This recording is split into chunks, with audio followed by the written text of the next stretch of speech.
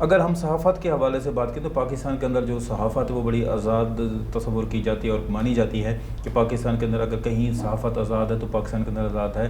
तो अगर हमने देखा कि एक पिछले दिनों एक जो है ना बहुत सारे वाक़यात पूरे पाकिस्तान में हुए, तो पाकिस्तान में जब जो सहाफ़त के ऊपर जो जो जो मेरे हिसाब से जो सहाफ़ी होता है वो बंदा होता है जो फील्ड में होता है, कि कुछ लोग ऐसे भी हैं जो यूट्यूब के ऊपर बैठ के वीलॉग बनाते हैं और ख़ुद को सहाफ़ी और नामवर सहाफ़ी तज्ज़ियाकार के नाम से अपने आप को शो करते हैं, दिखाते हैं कि जी अगर सहाफ़त है तो हमसे है। जो बाकी जिन्होंने 10-10 साल 20-20 साल इस फील्ड में गुजारे हैं वो सहाफ़ी नहीं, और हम ही सहाफ़ी हैं। व्लॉग बनाकर अपने लोगों के पास काम करवाते हैं। पिछले दिनों आपने देखा कि सबसे ज़्यादा जो एक आम से प्रोड्यूसर हैं वो एक सना बुचा के प्रोग्राम के अभी भी कहीं पब्लिक टीवी में भी पहले रहे हैं प्रोड्यूसर हैं, बाद में भी कहीं प्रोड्यूसर रहे हैं, तो वो एक व्लॉगर हैं। उनके ऊपर कुछ लोगों ने उनके फ्लैट पर गए तो उन्होंने हमला किया और उनको वो रस्सी से बांधा, मारा, पीटा।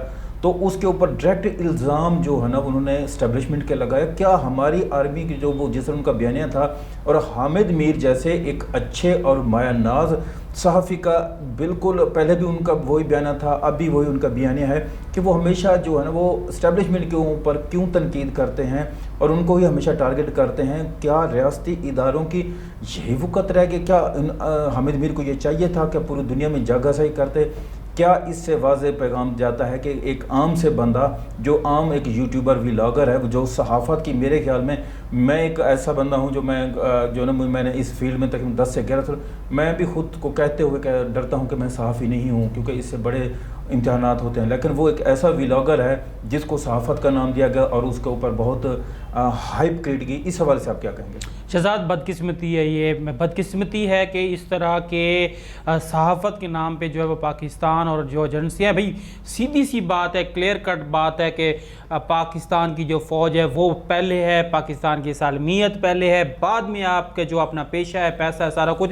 असद तूर की अगर बात कर ले तो एक आम सा प्रोड्यूसर है, क्यों मशहूर हुआ जी? वो उसने फ़ौज के ख़िलाफ़ बातें करना शुरू कर दी। हामिद मीर साहब हैं, वो भी अब इस चीज़ का आप इम्पैक्ट ये देख लें कि शहजाद, भारत जो खुलेआम पाकिस्तान की दुश्मनी की बात करता है, मेजर गौरव की जो आप वीडियोस देख लें जिसमें उसने बातें की हुई हैं कि मजहबी जो है वो एलिमेंट उसको उभारे।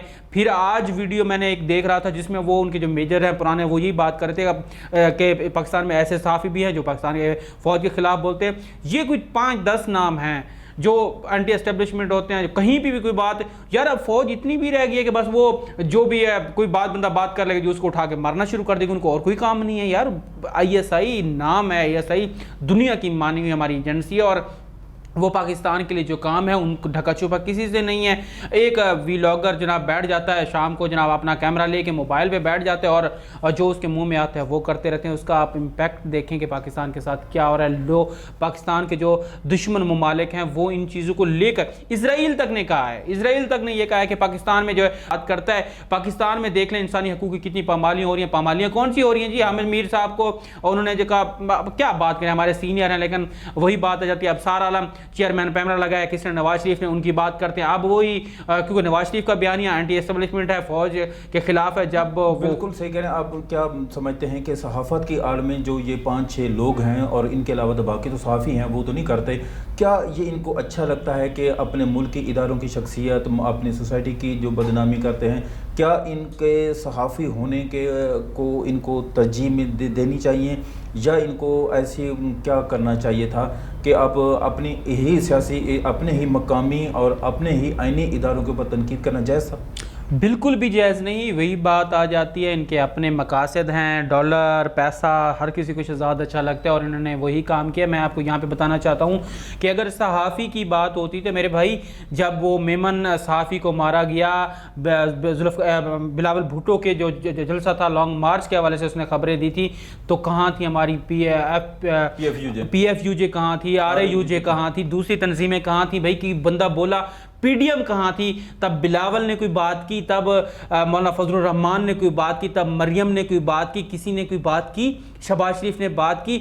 यहाँ पे क्योंकि वो असद तूर जो है वो फ़ौज के ख़िलाफ़ लिखता है, फ़ौज के ख़िलाफ़ बोलता है, तो जनाब सारी अपोजिशन उसके घर पहुँच गई है। बहुत बड़ा जुल्म हो गया उसके साथ, बहुत बड़ा लोगों ने उनको जो है ना जदोकोब कर दिया, ये कर दिया, बोल दिया। भाई सहाफ़ी जब मर रहा होता है, जब सहाफ़ी को नौकरियों से निकाला जाता है। अब भी ऐसे इदारे हैं, बड़े इदारे हैं, जियो में भी आप देख लें 4-4 महीनों के लोगों को तनख्वाहें नहीं मिली हैं। मुझे बताएं कौन गया है कि उस गरीब जो एक वर्कर सहाफ़ी है, कैमरामैन है, चाहे वो सहाफ़ी है जो 20,000, 25,000, 30,000, 40,000 लेता है, उसके लिए कौन निकला है? आज तो आपने उसके लिए माइक भी उठा लिया कि प्रेस कॉन्फ्रेंस में हामिद मीर के जियो का यहाँ माइक नहीं लग सकता, हामिद मीर के लिए आप यहाँ से उठकर वहाँ पर भी चले गए।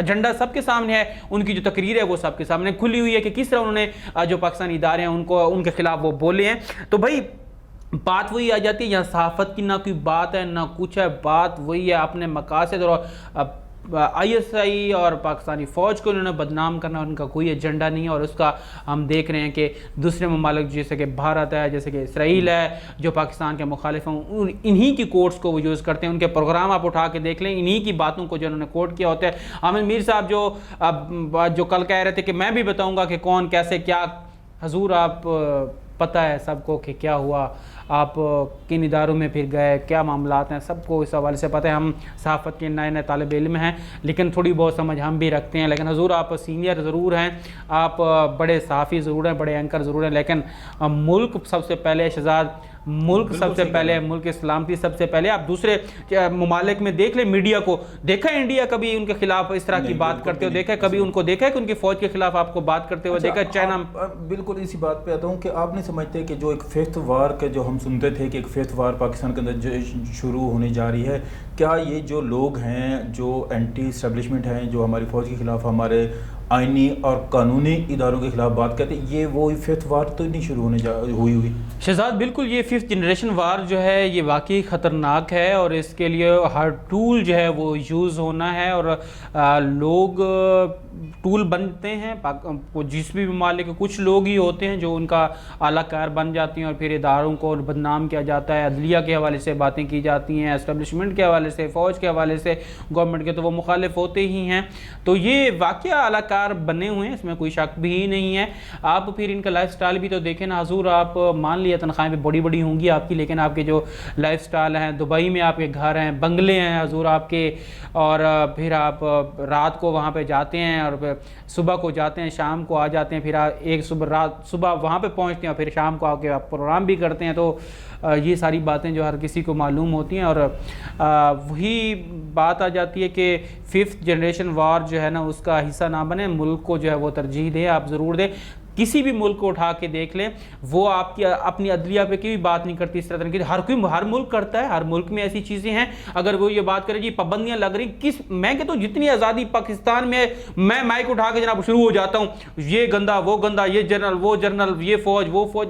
किसने कहा पाकिस्तान में आज़ादी नहीं है? बोलने पे आज़ादी नहीं है, आप बोलते हैं, हर प्लेटफॉर्म पे बोलते हैं और धड़ल्ले से बोलते हैं आप फिर भी कहते हैं कि हमें आज़ादी हासिल नहीं। तो ये बड़ी अफसोसनाक सूरत हाल है। सर बहुत शुक्रिया, आपने मेरे प्रोग्राम में शिरकत की और इस हवाले से जो फिफ्थ वार और इस हवाले से जो आपने बात की, इस हवाले से आपने भी अच्छे ख्यालात इज़हार किए, बहुत शुक्रिया।